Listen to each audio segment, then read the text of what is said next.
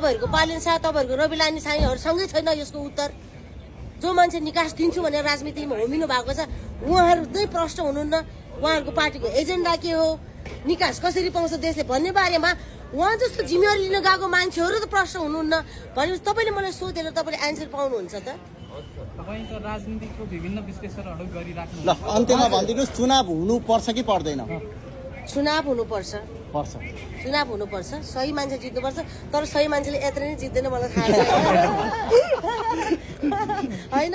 हामीले उहिलेदेखि सही मान्छे, हाम्रो बाबुबाजे सही मान्छे छान्ने, हाम्रो के अरे फुपूहरूले सही मान्छे छान्ने, हामीले सही मान्छे छाने भए यो दिन देख्नु पनि पर्दैन थियो।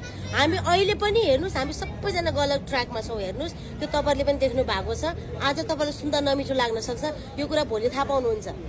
यो कुरा चाहिँ तपाईँले हामी गलत किन छौँ भनिसकेपछि मैले भने जो मान्छे जे कुरामा दक्ष छ त्यसले त्यो काम गर्यो भने राम्रो परिणाम आउँछ। तपाईँ पत्रकार हो, तपाईँले पत्रकारिता गर्नु भने राम्रो परिणाम दिन सक्नुहुन्छ हैन। सो तपाईँले एउटा नेताले गाली गरे भरमा, एउटा तपाईँको भिडियो भाइरल भएको भरमा तपाईँ सांसद बन्न खोज्नुभयो भने देयर इज प्रब्लम के। त्यसो भए धमला सरकार भन्ने अभियान गलत हो। हजुर, धमला सरकार हो नि त। धमला सरकार अब की बार धमला सरकार भन्ने अभियान पर्छ। मलाई कसैको नजरमा राम्रो बन्नु छैन।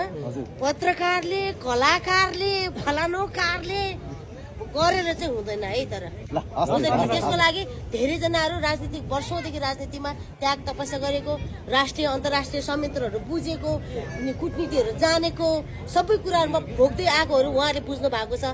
त्यो त्यत्रो वर्षदेखि गरेको मान्छेले त एउटा राजा वीरेन्द्रलाई मार्दाखेरि कसले गद्दारी गर्यो भन्ने कुरा त पत्ता लगाउन सक्नु भएको छैन। भनेपछि अब मरिमा, विश्वकर्मा, प्रकाश सपुत भाइहरू होइन, बालेन भाइहरू प्रधानमन्त्री भएर देशमा रिजल्ट ल्याउँछन् भन्ने कुरा चाहिँ आई डोन्ट थिङ्क होइन। मलाई अब बाँकी कुरा चाहिँ गाली गर्नुहोस्, अब मलाई जानु दिनुहोस्।